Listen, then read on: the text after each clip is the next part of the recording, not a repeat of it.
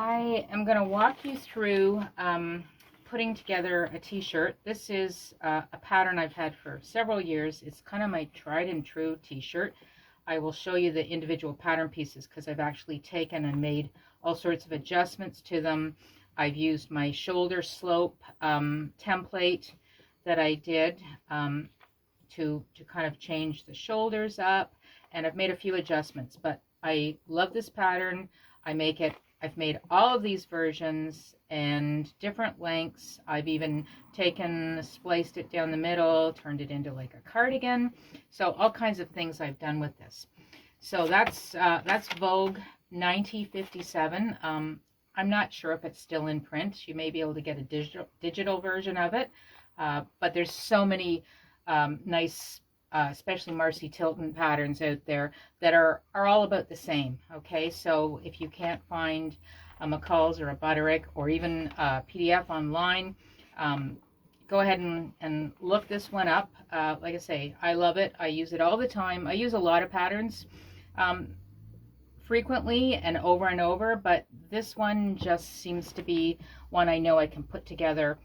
If I'm using the serger, I can put it together in probably well under an hour. So anyway, Vogue 9057.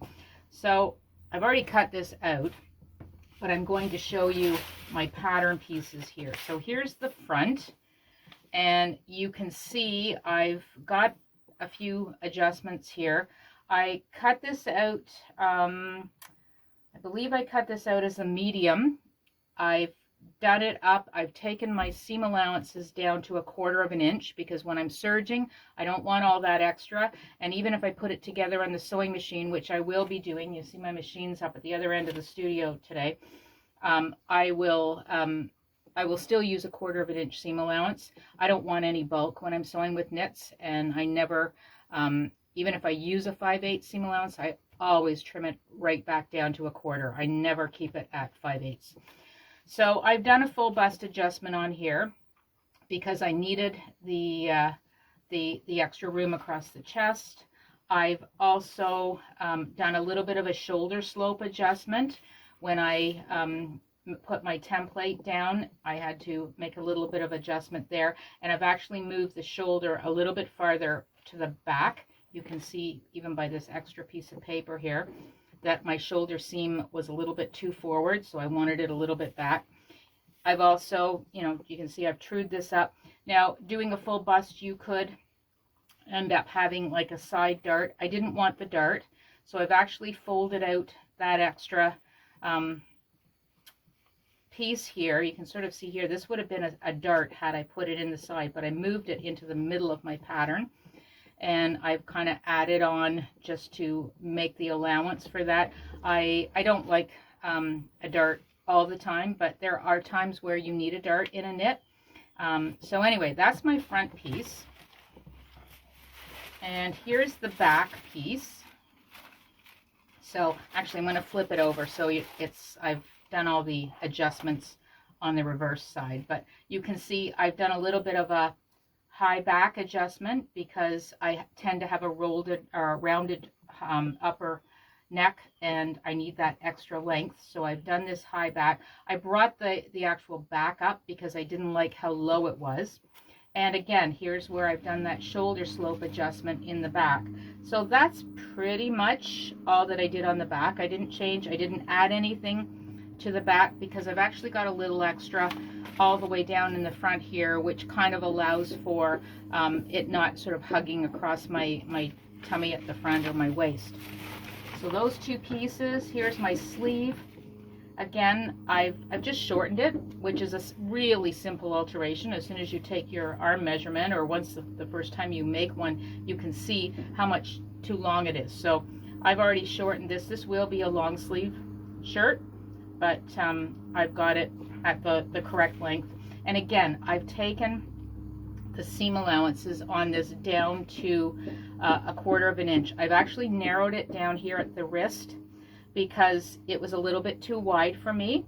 So I've taken it in just that little bit more, which is something you can find when you do your first test shirt out to see. So I've got all those pieces there. The other piece that's included in the pattern is for the neckband. Now, I don't generally do the band that's on the pattern. I've just cut a nice little let's see, what are we on my board here? 1.5 inch wide strip, pressed it in half. This piece is for a round neck, but I may change the neckline on this. I think I actually will be, and turning it into a V-neck. So I always follow my formula of my neckline. I measure the neckline. I'll put my pieces together at the shoulder so that I've overlapped my seam allowances, and I take the measurement around on the seam or the stitching line. And if this is single, I'm going to double it because it's obviously going to be 2 halves of this neckline. I'm going to divide that number by 8, and then I'm going to multiply it by 7. So what I'm getting is the measurement that I need is actually 7/8 as long as what it actually is. So I explained this in one of my other videos on the round neck banding and the V-neck banding, so you can kind of get back to that formula there. I just find it gives me a nice smooth edge when I sew my banding around, so that it's not poking up and it's not puckering all around here. So that formula works in the armholes. It works pretty well anywhere that you're using and making a banding for any knit. So I've got everything all cut out. I am actually going to do a little bit of pressing here, so I'll show you how I kind of stabilize a couple of areas before I take it to the sewing machine. So right before I go to the ironing board, I actually want to just sort of recap a couple of things here. So I'm going to do this in a V-neck. So I've got my pattern pieces, I've pinned them, and I've overlapped them so that the seam allowance, I've pinned it on this actual stitching line. So it's a good time now to even take a look at the curve of that armhole. If you've done any adjustments, maybe at the top here where it's going to transition from the front to the back, maybe there's a dip in there, or maybe it's not lined up. So now's when you want to true that pattern up. You want to have a nice smooth line. This shoulder or sleeve cap, this is where the sleeve on here is going to be set in. So you want a nice smooth line. You don't want to have any peaks or valleys or pokes in it, because it's going to affect the way the sleeve looks when it's set into the shoulder of your shirt. So I've got this pinned. I've checked all of my my spots here. I've trued everything up. So now I'm going to take my tape measure, and you may have a flexible one. That's great. If not, just use your tape measure on its side. Okay, so I've got it here. I'm lining it up on what is my 1/4 inch stitching line, and I'm following, take your time with this, all around the neckline, all the way till I get to the actual fold line on the front. So I'm coming out with 13.25 inch. So I need to double that. So that measurement, when I double it, is going to be 26.5 inches. That will be the full width at the stitching line of this neckline. But remember, I want my piece of banding, wherever it has gone, somewhere here under my stuff, I want it to be a little bit smaller, because that piece is actually going to be sitting, once it's sewn in, it's going to be sitting a little bit closer up your neck. So that area is a little bit smaller. So we want to make that banding piece 7/8 of the amount of what that full neckline is. So first thing I'm going to do is I'm going to take that 26.5 inches and I'm going to divide it by 8. So I've got it marked out in 8. Now don't worry, if you're multiplying here, you're probably going to be going 26.5, not 26, and a half measurement. So 26.5 divided by 8 is giving me 3.31 and a couple of other digits. So I generally just round it up to the, so 2 decimal points, so it's 3.31 is what I've got. So now I need to find 7/8 of those. So I'm going to multiply that number by 7. So I'm coming out with 23.19. And because I know, I mean, there's a little bit of math in some of this, but once you get the hang of it, you'll do great. Or else you will decide that you're going to be using millimeters and centimeters, much easier to multiply and divide, but using inches. So 23.19. 19 is closer to 1/4 of an inch, or 0.25, than it is to 0. So I am probably going to round this up to 23.25 inches. I may take a look at my fabric. Is it extremely stretchy? If there's a lot of stretch and not a lot of recovery to it, I will probably round down. So I would go with 23 inches. So take a cue from your fabric. How stretchy is it? How much recovery? So when you pull it out and it bounces back, is it recovering back to the size and the shape that it was? If not, then you probably want that measurement a little bit smaller. So I've got my measurement at 23. For this, I'm going to go 23.25 inches. So I've got to, on my board here, find where I have left my piece of banding. Oh, here it is. Here it is. Okay, so I've got my piece of banding. So it's got to measure 23.25 inches. Now, I also want to factor into this the seam allowance, because I am going to be sewing this piece together in a circle. So I am probably going to have 1/4 of an inch seam allowance. So that's going to go on each end. So there's 1/2 inch I'm adding. So now my piece has to be 23.75 of an inch long. So take your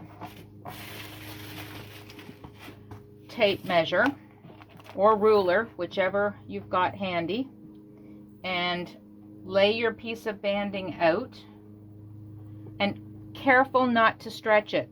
If it's got a lot of stretch to it, it's pretty easy to kind of stretch it out. You might stretch it out 1/2 inch longer, or maybe an inch, or even I've even seen 1.5 inches. So kind of pull it against your tape measure or your marker, whatever you've got, and then take your hands away and let it relax a little. Okay, once you do that, it will kind of go back to its size. And so I'm going to line this up at the one end, and I'm going to find my 23.75 of an inch. I'm going to mark that. So I'm going to take and cut that extra off. Now I'm making this into a V-neck. So I actually have to change the angle of this end, because I'm not going to sew it together flat. I want it to sew together and become a nice V. And I want to cut this angle at a 45. So it's usually a little bit easier to do this once you have pressed your piece in half. So I've got 1/2 pressed, not the other. So I'm just going to put this on my table here, and I'm going to take my blade, and I'm looking for a little ruler.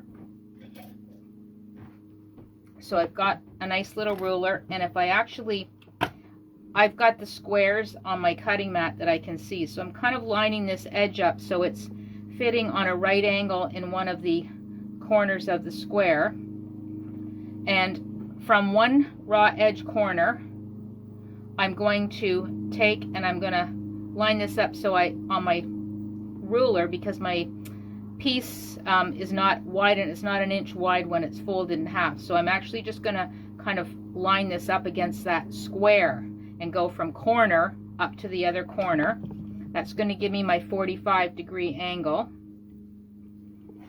Cut this off. So now you can see how I've got this nice V here. So now I can take this and I can, first I'm going to finish pressing this. Then I can, when I get to the sewing machine, I can sew these two edges together so I can match them up. I've cut them at the same time. I can now stitch my 1/4 inch seam allowance from one edge up to the point. You may want to put a little dot there with a marker or something so you know that that's where you have to pivot. So you're going to stitch up here, needle down, lift your presser foot up, and then stitch down to this side. And if you find when you're stitching this little area that your stitches are either a little bit too long and you're going to overshoot that center, back up your stitch length. You can back it up to whatever you need it to be till you get to that actual point that is right at the very top of this inside of this V. It's important that you catch right there. So you may have to shorten your stitch length from what you started up to here. So if you do, when you pivot and you come down the other side, just lengthen your stitch length back up so you're not doing a whole lot of tiny little stitches down the side, which can kind of pull under the feed dogs and maybe drag that side and stretch it out a little. Okay, now I'm going to go to the iron and show you the couple of things that we need to do as far as stabilizing before we start to sew. So I've got my pieces here. I've got this with the wrong side up on the back of my shirt because I'm going to stabilize the shoulders. I don't want them to stretch out. Now you may have purchased a fusible knit stabilizer that has some fusible stuff on it. It could be a 1/2 inch wide, it could be 1 inch wide. You really only need about 3/8 of an inch. You want to be able to make sure when you're sewing your shoulder seam that you're stitching through this stabilizer. So if you have a 5/8 of an inch seam allowance here, then you want to press your stabilizer down so that wherever it's going on that shoulder seam, that when you're stitching, even if you're going to trim this away, you're going through the stabilizer. There's no sense in stabilizing it way up here and then stitching down here because this area has no stabilizer in it. So take your stabilizer. I have just taken just a piece of knit fusible that I have, and I just keep all my scraps. So knit fusible has a stretchy side, and it's just as it says, it is a knit. It's not a woven. So it's got a stretchy way, and then the grain following the grain line is not stretchy, okay? So crosswise stretchy, grain line not stretchy. Very similar to a lot of your knits.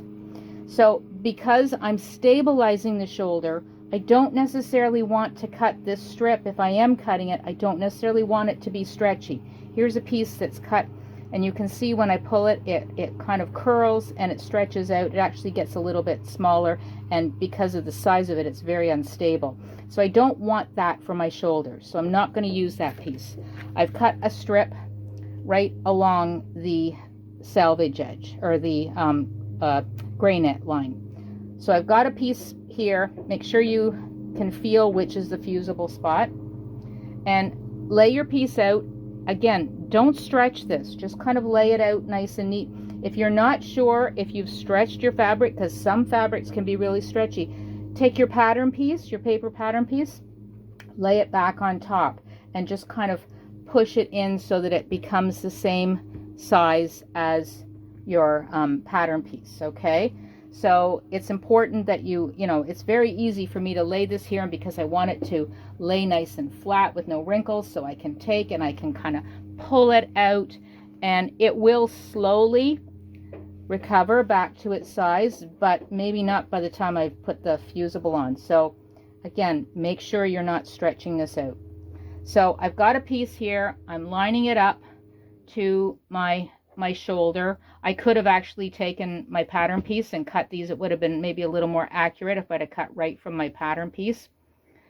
So I've got one piece here, and I'm going to take the other shoulder sort of here. I'm going to kind of cut a little bit in the middle because the one end here is a little bit ratty looking, so I don't want that in. So I'm now going to take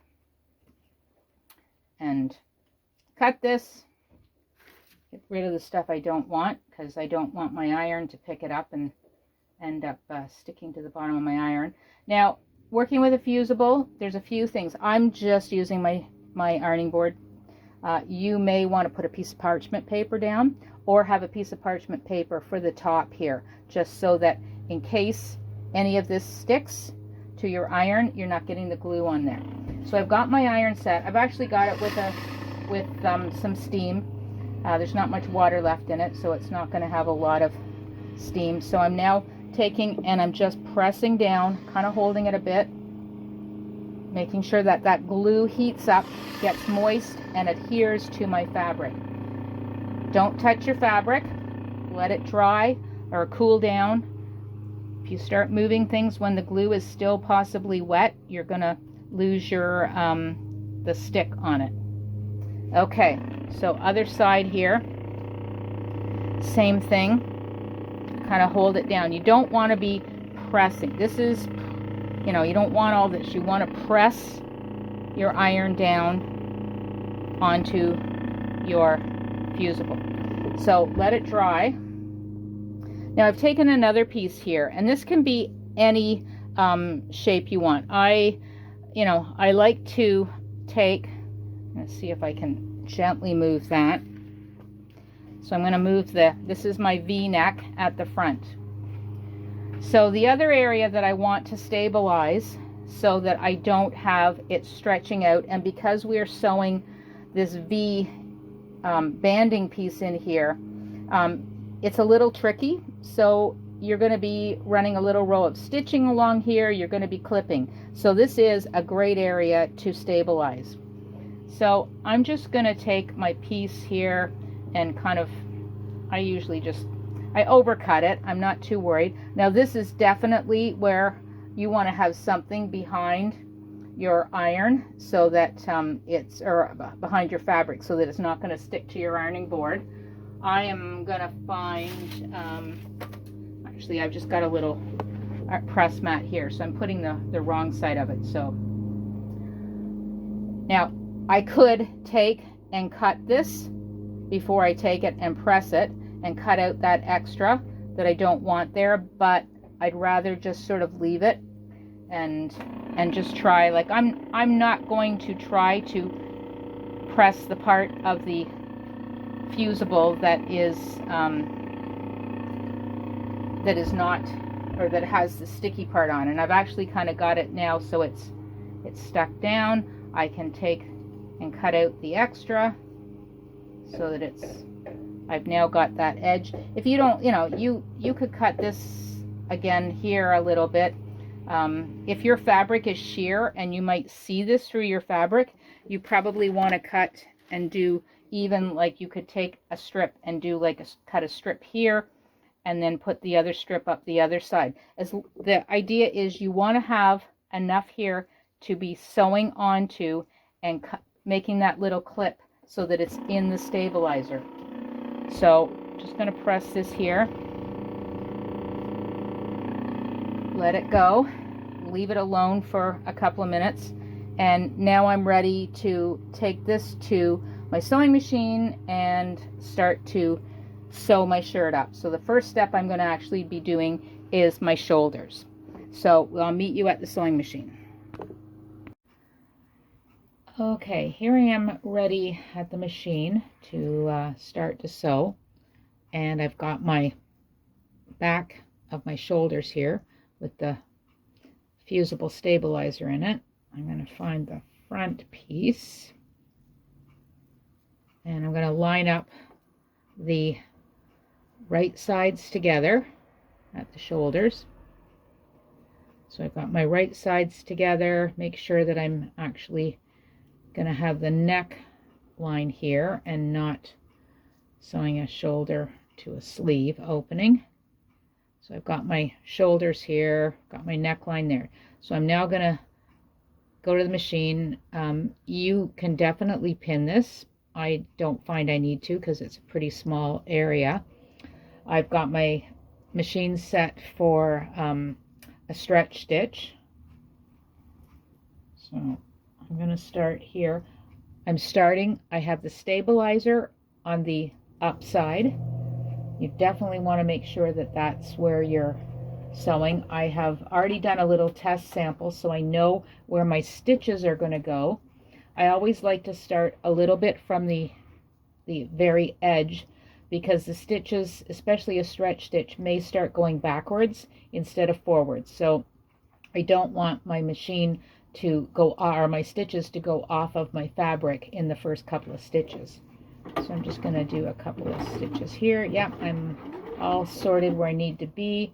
I do want to reverse because I have to remember that I did start a little bit in, so I want to catch that very edge. So because I've got this edge stabilized, it's pretty easy to kind of keep the two raw edges together. So I'm just going to take here, do my shoulder, keep my edges lined up, and this is a 1/4 inch seam. Now, definitely a lot faster on the serger, but it can be done on the sewing machine. So this is why I'm sort of showing you this. So there's my little stretch stitch. There you can see it from the back, and there it is when I kind of pull the seam open. Okay, so there's one shoulder. Just going to go ahead here and do the other shoulder, and then we'll get ready to sew the banding for the V-neck and put it in.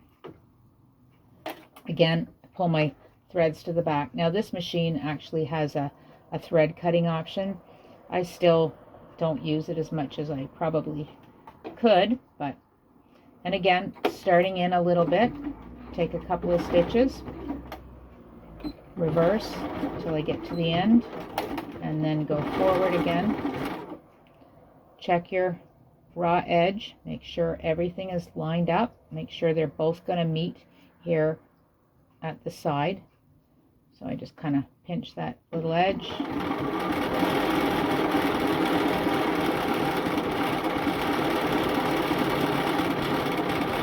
So I'm not pulling this through because I don't want to cause it to stretch at all. Even though I've got a stabilizer in there, it still could pull and stretch out of place if I'm not careful. Now, I'm going to take it to the iron next and press this so that the seams are, front seam is pressed to the back. But before I do that, I like to press my seam flat. I like to set the stitches. I like to press it. I'll take and give it a little bit of a press and kind of make sure that the seam sort of relaxes back to where it started. Let the fabric cool down, and then I'll pick it back up, and I will be ready to start with my V-neck. Okay, so first off, I am going to take my shirt at the front here, and I've stabilized it here. I've clipped it down. Now, generally you kind of want to wait and do a little bit of that, like a nice proper clip, once you've got this little extra stitch of stabilizing. So this is sort of double duty here. I've got a little bit of stabilizer to keep the V in shape. Now I'm going to turn my machine back to a straight stitch, and I am going to straight stitch down to the V, which I've got a little bit of a pencil mark here so I can see it. And I don't need to back this up. I do want to keep this at just inside of that 1/4 inch if I can. Now, I want to make sure I come right to the V when I put the needle down and pivot. So I'm taking a couple of slow stitches here. And okay, so I'm at my pivot point. I've got my needle down. I've lift the presser foot, turn my fabric up the other side here.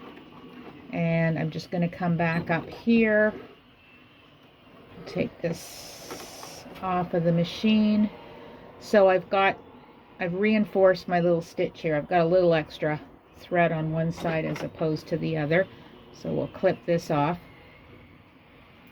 This basting will be hidden by when I put the V in. So I'm just going to take, and I've got my scissors here, and I'm just clipping this down right to the stitches. You don't want to break the stitches, but you want to stitch down. So now I've got this ready. Next thing I'm going to do is I've got my banding piece. I've pressed it in half. I've cut both ends with a 45°. So I want to take and open it up and match my two ends together with the right sides together. I'm leaving my machine on a straight stitch again, because this little stitch here joining this V together has got to be with a straight stitch. So again, I want to start a little bit in, because there's a lot, it's a very tiny little area here, and I want to make sure that I'm starting it in. I'm starting it on 1/4 inch. Take a couple stitches forward, a couple stitches backwards, and get right to the crease. And it's really important that you make sure that when you get to the crease, you pivot. I'm not quite there, and I know another full stitch is going to overshoot that crease. So I'm going to shorten my stitch length, and I'm just going to hand go and see if that's going to be enough. Lift up my foot, and yep, I'm right on the fold there. So now I can pivot, line up the edge of my presser foot with that edge there. Now these two edges, this is really thin fabric, so these two edges are not quite lining up, but once I kind of start to stitch down here, I can kind of get them back together. If at any point you're looking at it and things don't look like they're lined up or right, make sure your needle's in the down position. You can lift your presser foot and just kind of fiddle around with the two layers to get them where you want. So I'm going to do a back stitch, not that it's really necessary, because I'm going to have some reinforcement here. So now I have this little V done. You can see I've made a clip at the very top of the V. So the purpose of that is so that when I fold this back together and match up my raw edges, you can see I can fold one side of the seam allowance to one side and the other to the other, because I've got that little clip here. So I'm going to put a little pin right in the seam here, sort of pinning this seam together. Just make sure that both sides you're on the seam. You can see I've got a couple little ears of fabric that I don't necessarily need. You can trim them off now so that they're nice and flush. We're almost ready to sew this into our shirt, but I want to do one more step. Now this step probably would not be necessary for me, because I've got this folded nice and neat. This fabric is not slippery, it's not moving around, and the fold has sort of caused it to stay nice and close together. But if your fabric is the least bit slippery, then you're going to want to change to a zigzag, and I generally do a fairly long zigzag. I don't want this to be too short. So remember, this banding piece was cut on the crosswise stretch of your fabric, so it does have a good amount of stretch and recovery. You don't want to cut it on the lengthwise. So I'm going to start around the tip here. I'll probably pull this pin out in case it's in the way, and I'm just going to zigzag these two edges together.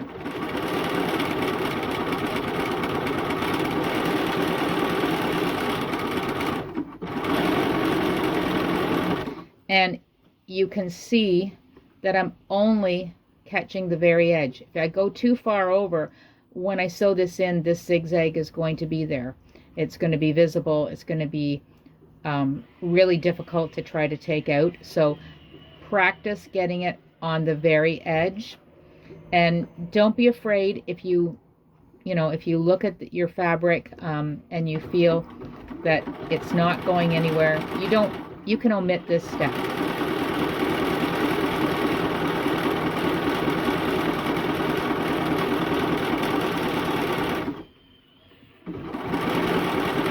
And I would not use the serger to do this step with the binding, because what happens is your serger's got 3 or 4 threads happening. So that's an awful lot of thread on this edge, whereas with this zigzag, it's just a very flat little 2 thread.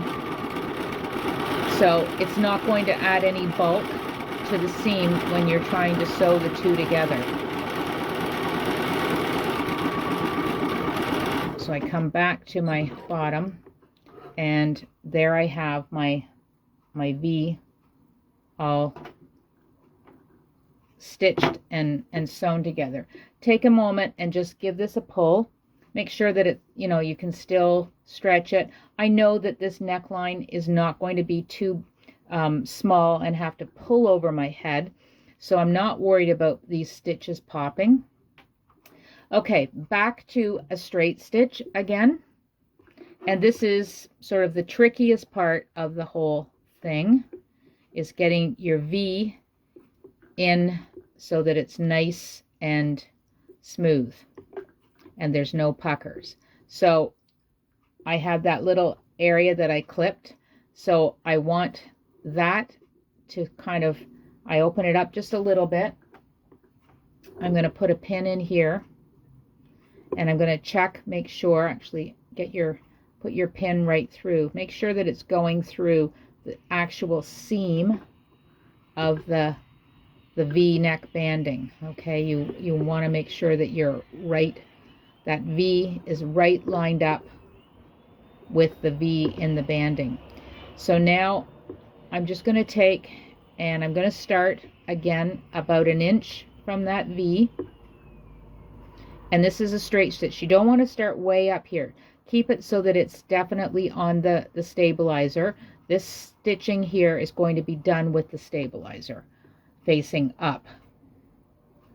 So, and I've got a black thread in here because I felt that was the best match, but also I want to try very hard when I'm stitching this to make sure that I clear that black thread.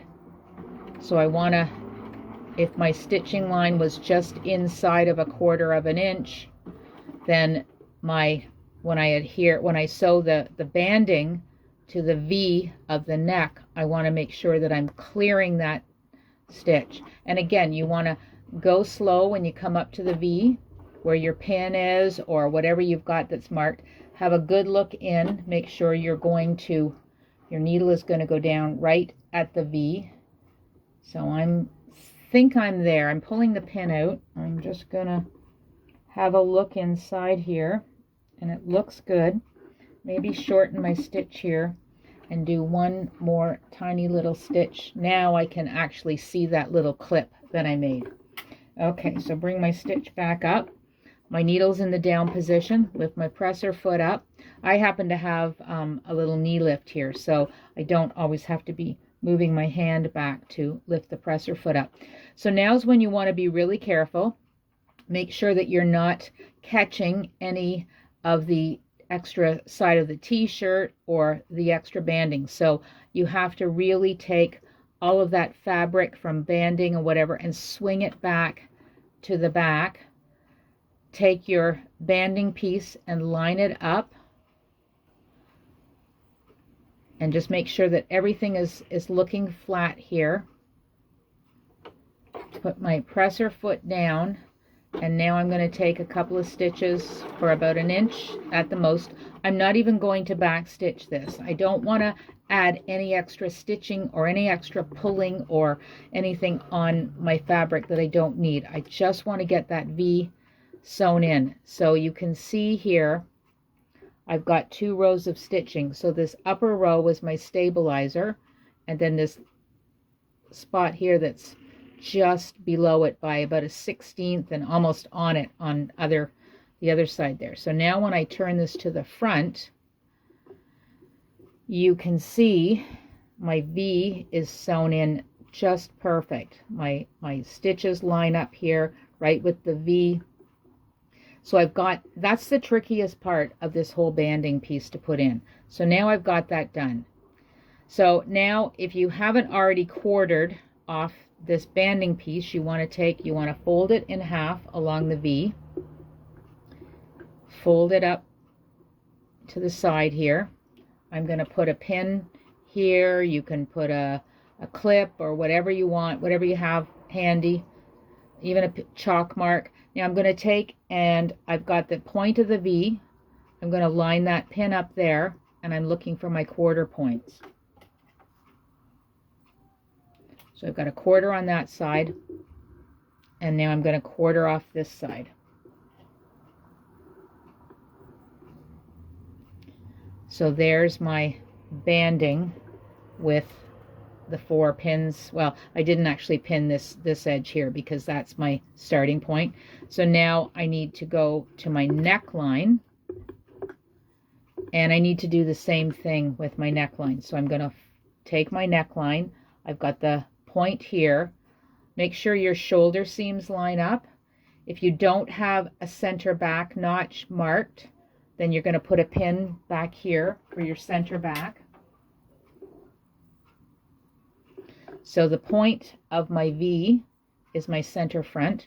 So now I'm going to take those 2 spots, and I am going to line them up, and I'm going to match up the edge here, and just take your time with it. Don't stretch the front or the back any more than, keep them nice and flat.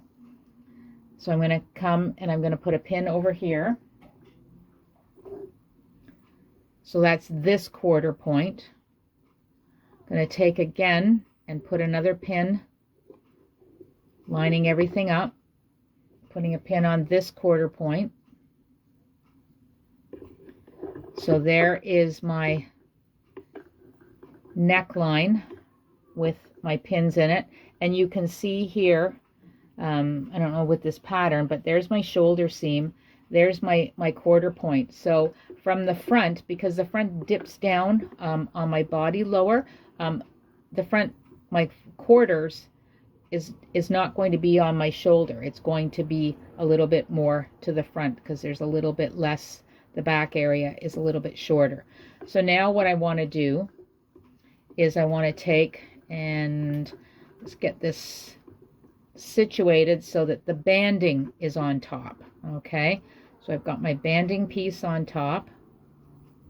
I'm going to put a pin here at the quarter point through both layers.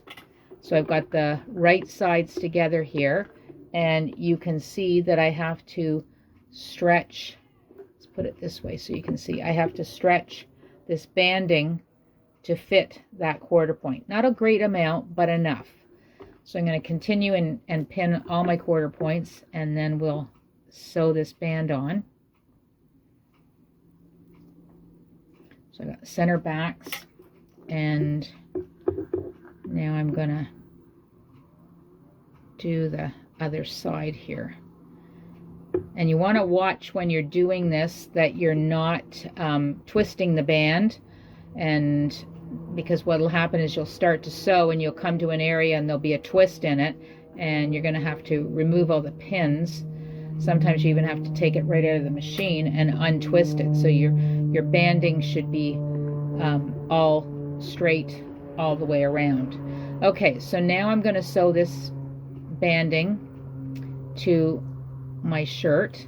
I'm going to sew it with the banding up because I want to stretch that to fit the shirt. The shirt part is a little bit longer, so that is going to go on the bottom along the feed dogs. Now I'm going to go back and find my stretch stitch that I used, and I want to make sure that I start this as close to the corner. It doesn't have to be right on the corner, because remember, we've already stitched this down with a straight stitch, so it's not going anywhere. So just get it as close to that point as you can, and I'm just going to make sure that everything's going to go. Okay, and when you've sewn it down with the banding in that little pointed area there, you've sewn it with 1/4 inch seam allowance. So now you're sewing the banding all the way around with that same 1/4 inch. So you should match up just fine. So I'm just going to slowly go along here, and if quartering it is not enough pins for you, then 1/8 it. So you could find the halfway point between the quarters and put another pin in. You just want to distribute it evenly all the way around the neck so that you don't have any area that has a tuck or a little extra easing in. You want it all even all the way around. So I've put my pins in parallel to the seam, and I usually try to put them in so that if I don't want to, I don't have to take them out. They're going to clear my foot.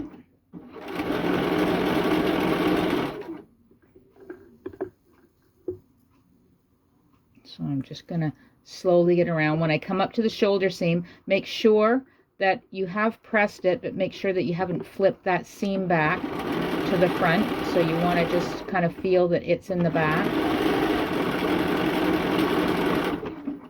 And just, like I say, keep moving along, making sure that the edge of your shirt and the banding, the raw edges, are all together.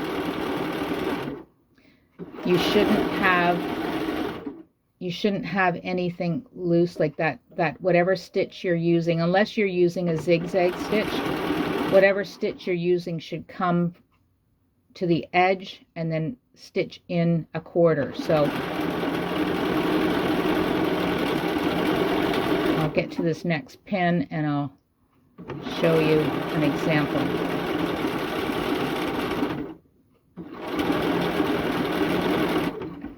So I'm at the center back now.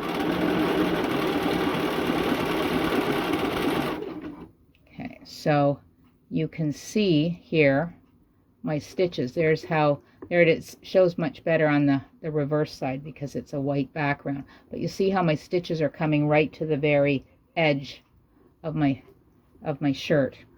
Now, if you've chosen to do a 5/8 of an inch seam allowance, then you're definitely not going to come to the edge. You're going to have your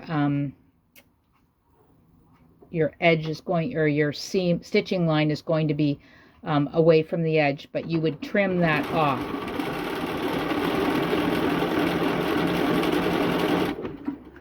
So I'm just going to keep going around here slowly but surely. And as I kind of go around the corners, I'm pulling the bottom here with my thumb a little to even it up with the edge of the banding, keeping those edges together. Coming up to another shoulder seam, so I'm just going to make sure, I'm going to flip it back, make sure that it's staying pressed to the back.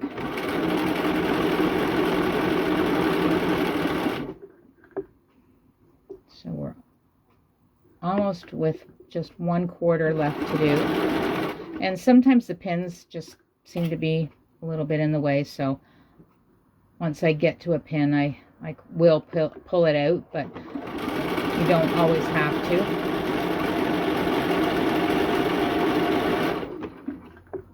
And you see how whenever I stop, my needle stops in the down position.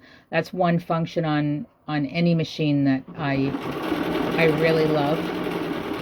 It just makes it a lot easier. You don't run the risk of tugging your fabric and pulling things out of the way because the needle is up. So it's nice when you can have that option.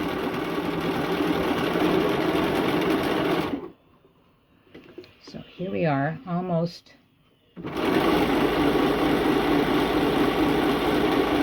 to the end. I am going to run it right to this point, but I'm not going to reverse because I do have that stitching in.